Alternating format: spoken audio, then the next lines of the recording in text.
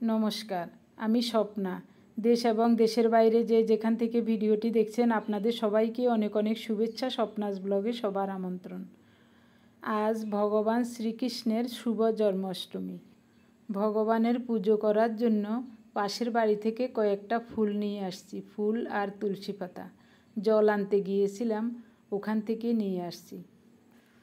গতকাল আর কোনো ভিডিও করা হয়নি, তো আজ মঙ্গলবার সকালবেলা ঘুম থেকে উঠেছি। আরও আগে ঘুম থেকে উঠেই স্নান করে নিয়েছি, তারপর ভাত বসিয়ে দিয়েছি রাইস কুকারে।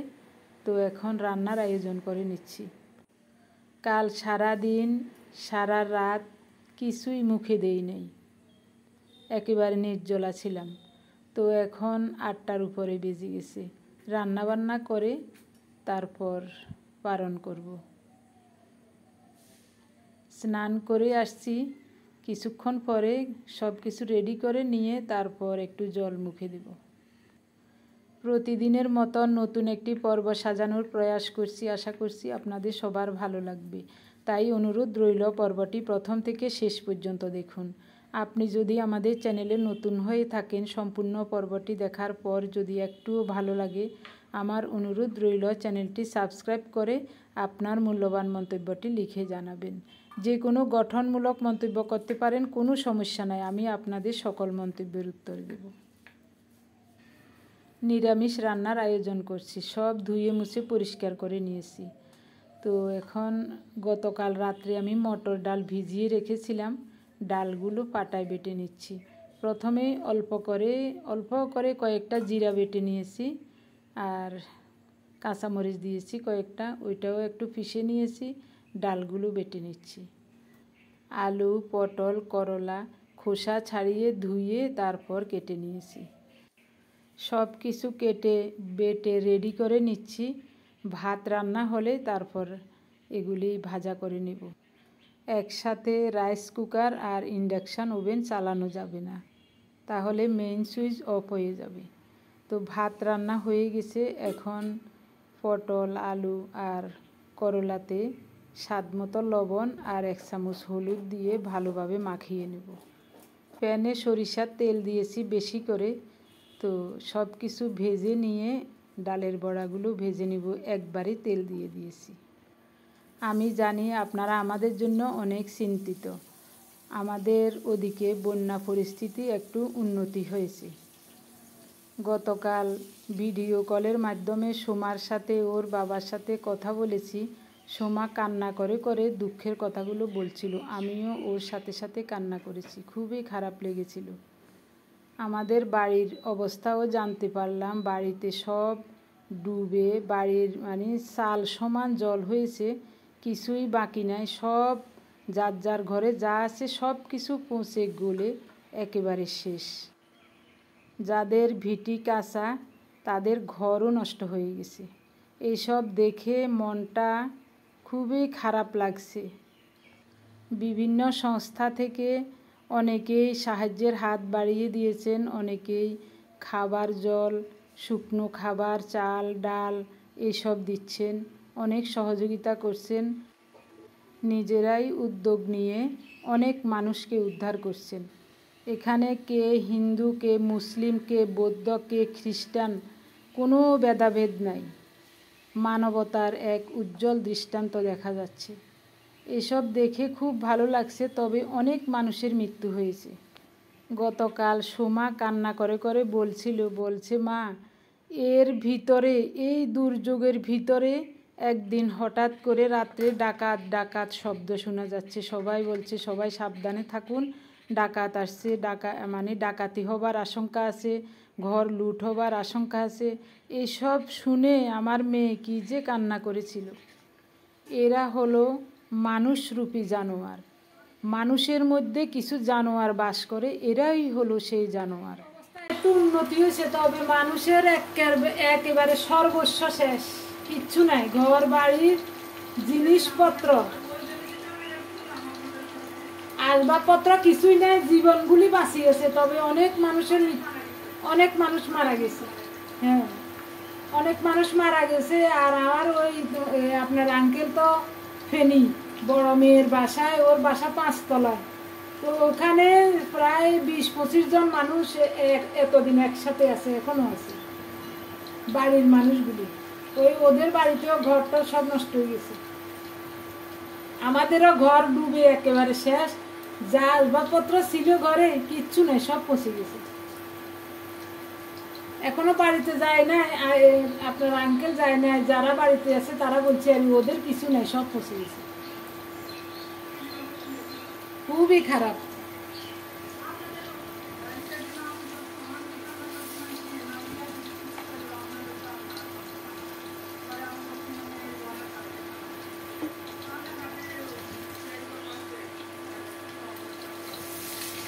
না, ও তো আমরা তো আগামী শুক্রবারে ঢাকায় চলে যাব আশা করছি।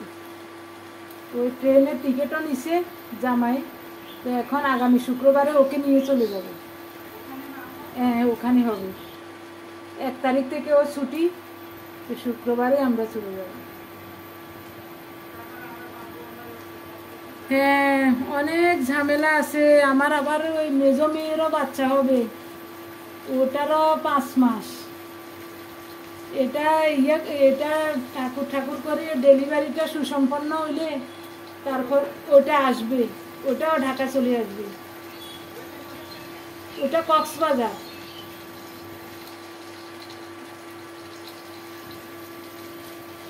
অনেক মানুষ মারা গেছে, অনেক মানুষ।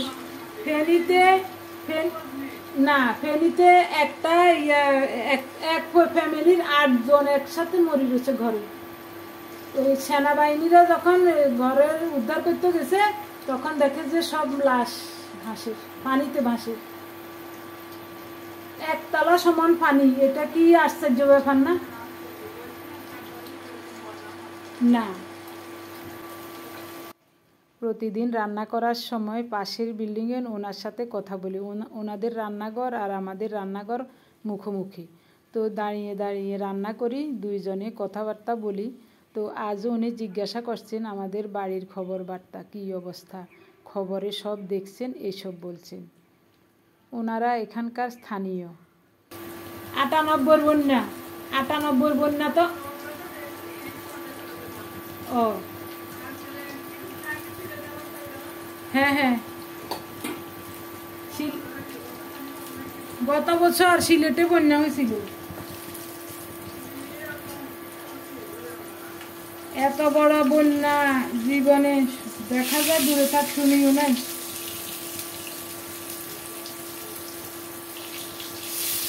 মানুষের সব শেষ। এখন যারা বাড়িতে যা শুধু কান্না করে, কিছু নাই, কিভাবে বাঁচবে এরা? সব শেষ, গরু ছাগল মহিষ। হ্যাঁ, সব শেষ। গরু ছাগল মহিষ, বড় বড় খামারিদের সব মরে জলের উপর ভাসছে। শোনা যাচ্ছে বা দেখাও যাচ্ছে খবরে অনেক মানুষের লাশ ভেসে আসছে। এসব কথা বলতে খুবই কষ্ট হয়, শরীর শিউরে ওঠে। তারপরও আপনাদেরকে বলছি, আপনারা সবাই আশীর্বাদ করবেন, যারা বেঁচে আছেন তারা যেন সব দুঃখ কষ্ট সামলিয়ে ঘুরে দাঁড়াতে পারেন, এই আশীর্বাদ করবেন। আমিও ভগবানের কাছে আজ 2 দিন শুধু এই কথাটাই বলছি, সবার মঙ্গল কামনা করেছি ঠাকুরের কাছে। স্মরণকালের এই বন্যার ভয়াবহতা দেখে আমরা সবাই আতঙ্কিত। তো আজকে সকালবেলায় উনি ফোন দিয়েছিলেন, বলেছেন আবারও 3 নম্বর সতর্কতা সংকেত জানিয়েছে, মানে আবারও বৃষ্টি, খুবই বৃষ্টি হওয়ার আশঙ্কা আছে। কি যে হয় একমাত্র ভগবান জানে। আমি ওনাকে বলেছি একটু রাস্তাঘাট শুকালে, গাড়ি চললে বাড়ি গিয়ে কারো সহযোগিতা নিয়ে ঘরের পচা গলা সব কিছু বাইরে ফেলে দরজায় তালা লাগিয়ে ঢাকায় চলে আসতে। সেই সুযোগটা ভগবান দেন কি না তিনিই জানেন। আবার যদি বৃষ্টি হয়, আবার যদি কোনো ভয়াবহতা কিছু দেখা দেয়, তাহলে আর কিছুই থাকবে না, ওদিকে সব তলিয়ে যাবে। ওই সব কথা মনে পড়লে শুধু কান্না আসে। যাই হোক, পারণের সময় চলে যাচ্ছে। তো আমি আরও আধা ঘন্টা আগে জল খেয়েছিলাম। তো এখন এই নিরামিষ অন্ন ব্যঞ্জন দিয়ে পারণ করব।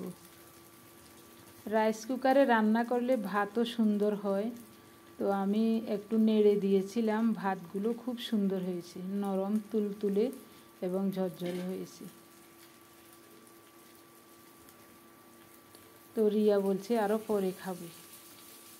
আমি ভাতটা বেড়ে নিলাম, 9টা বেজে যাচ্ছে। 3-4 পদের ভাজাই করে নিলাম, আর ডাল রান্না করলাম না, ডাল খেতে আমার ইচ্ছা করছে না। তো রিয়াকে বলেছিলাম ডাল রান্না করব, ও বলছে মা আমারও খেতে ইচ্ছা করছে না। তো আমি বলছি তাহলে থাক, এত ঝামেলা করার দরকার নাই, ভাজা দিয়ে খেয়ে নেব।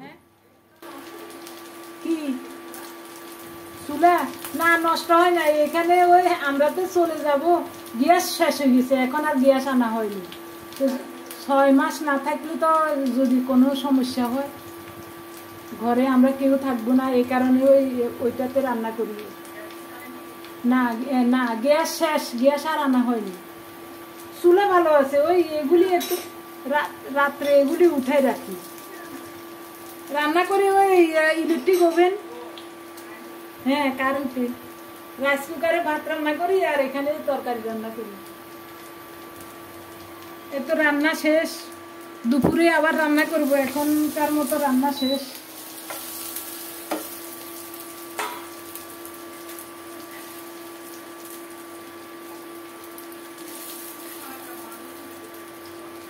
হ্যাঁ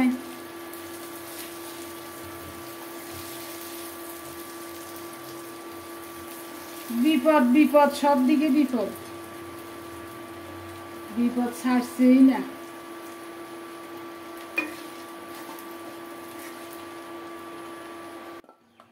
মটর ডালের বড়াগুলো মচমচে করে ভেজে নিয়েছি, অর্ধেক আমি নিয়েছি আর অর্ধেক রিয়ার জন্য রেখে দিচ্ছি। দুপুরের জন্য কিছু একটা রান্না করে নেব। ভাত রান্না হয়ে গেছে, ভাত আর রান্না করতে হবে না। সব কিছু রেডি করে নিয়েছি, এখন হাত ধুয়ে প্লেটটা ওখানে নিয়ে যাব। গতকাল ভগবান শ্রীকৃষ্ণের শুভ জন্মাষ্টমী উপলক্ষে উপবাস করেছিলাম।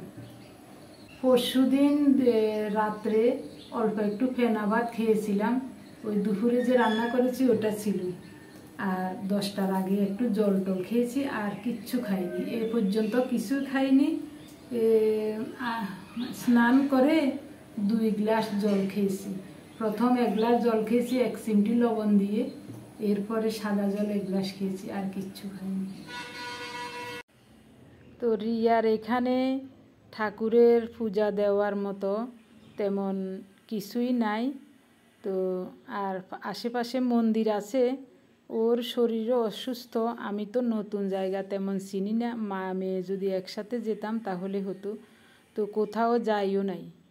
তো এখানে শুধু ওই একটা বিগ্রহ আছে, ওখানে পূজা দিয়েছি সামান্য, ফুল জল তুলসী দিয়ে, আর কিছুই করা হয়নি। ডালের বড়াটা দারুণ হয়েছে। সকালে স্নান করে একটা তুলসী পাতা মুখে দিয়েছি, এরপরে 2 গ্লাস জল খেয়েছি। আমার কাছে খারাপ লাগছে না, একেবারেই খারাপ লাগে নাই। কালকে সারা দিন রাতও একটুও খারাপ লাগে নাই, আমার কাছে খুবই ভালো লেগেছে। সকালবেলায় স্নান করে পূজা দিয়ে এরপরে ভাগবত পাঠ করেছি, অনেকক্ষণ পর্যন্ত মহাভারত পাঠ করেছি। তারপর মোবাইলে কীর্তন, বিভিন্ন জায়গার পুজো পার্বণ এইসব দেখেছি, খুব ভালো লেগেছে, খুব আনন্দে কেটেছে আমার। আর সবার মঙ্গল কামনায় ঠাকুরের কাছে আরাধনা করেছি। কয়েক বছর আগেও আমি এরকম উপবাস থাকতে আমার খুবই কষ্ট হতো, এখন কিন্তু কোনো কষ্ট হয় না। আসলে আমাদের শরীরকে ফ্যাট বার্নিং শিখিয়ে নিয়েছি, আমার তো শরীরে অনেক ফ্যাট আছে, এ কারণে আমাদের খাদ্য গ্রহণের 12 ঘন্টা পর থেকে শরীর ফ্যাট বার্নিং করে নিজে থেকে, এ কারণে প্রচুর শক্তি পাই, জলের পিপাসাও লাগে না। আপনারা বিশ্বাস করবেন অবশ্যই, আপনারা তো দেখেছেন আমার সব কিছু। আমার একেবারে জলের পিপাসাও লাগে নাই একটু, আজ পর্যন্তও লাগে নাই। সকালবেলায় তারপরেও পালন করা লাগবে, জল খেতে হবে, এই কারণে জল খেয়েছি 2 গ্লাস। এখন 1 গ্লাস জল নিয়েছি, যদি প্রয়োজন হয় ভাত খাওয়ার সময় খেতে হবে। ভাত খাওয়ার আধা ঘন্টা 1 ঘন্টা পর পরিমিত জল খেয়ে নেব, কোনো সমস্যা হবে না। 37 ঘন্টা পর খাদ্য গ্রহণ করছি, এখন খাবারটা অমৃত সম লাগছে। শেষ পাতে একটু দুধ ভাত খাবো। প্রিয় ভাই বোন, বন্ধু স্বজন, আজ কয়দিন যাবৎ আপনারা সবাই সুন্দর এবং গঠনমূলক কমেন্টস করে আমাকে সান্ত্বনা দিয়েছেন। আপনাদের সবাইকে জানাই অজস্র অজস্র ধন্যবাদ।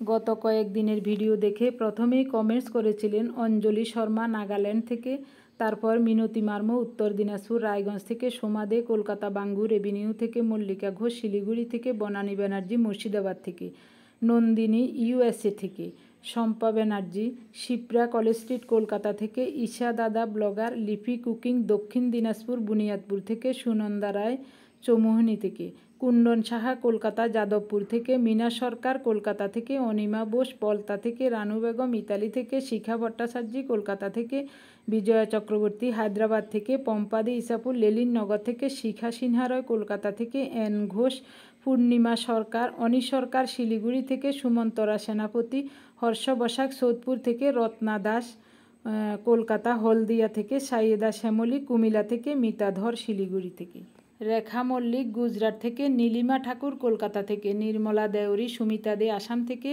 মাই লাইফ মিনতি। আপনাদের সবাইকে অজস্র অজস্র ধন্যবাদ, অভিনন্দন এবং কৃতজ্ঞতা জানিয়ে আজকের পর্বটি এখানেই শেষ করব। সবাই ভালো থাকুন।